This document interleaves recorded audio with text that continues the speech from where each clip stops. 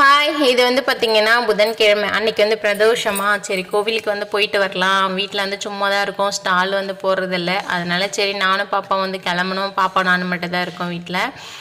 நான் பாப்பா கூட்டிகிட்டு அப்படியே வந்தேன்.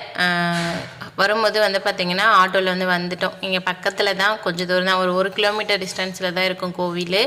இது வந்து வேங்கீஸ்வரர் கோவில் புதுசாக கட்டியிருக்காங்க. ஆல்ரெடி எப்போவே பழசு தான், இப்போ புதுசாக கோவில் கட்டி சூப்பராக வந்து பார்த்திங்கன்னா லிங்கம்லாம் அமைச்சு எல்லா பிரதோஷத்துக்கும் பூஜை வந்து பண்ணிகிட்ருக்காங்க.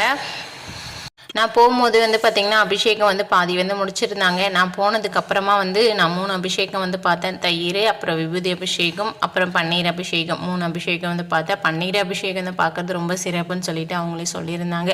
அதுக்கப்புறம் சாமிக்கு வந்து பார்த்திங்கன்னா அலங்காரம்லாம் பண்ணி பூஜை வந்து ஒரு 6 மணிக்கு மேலே வந்து பண்ணி முடித்தாங்க. நானும் பாப்பாவும் வந்து பார்த்திங்கன்னா பூஜைலாம் பண்ணி முடிச்சிட்டு வரைக்கும் நான் நின்றுட்டு இருந்தேன்.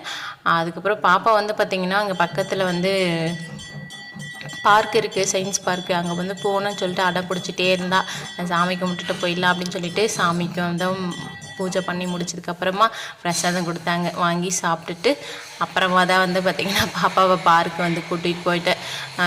புளி சாதம், லெமன் சாதம் அப்படின்னு சொல்லிட்டு நிறைய கொடுத்துருந்தாங்க. பாப்பாவை சாப்பிடவே இல்லை, சுண்டல் மட்டும் சாப்பிட்ருந்தா. கொஞ்சம் சாப்பிட்டுட்டு அப்புறமா வந்து பார்க்குக்கு போயிட்டு கொஞ்சம் நேரம் விளையாடிட்டு வீட்டுக்கு வந்து பார்த்திங்கன்னா வரும்போது ஒரு 8 மணிக்கிட்ட ஆகிடுச்சு நைட்டு.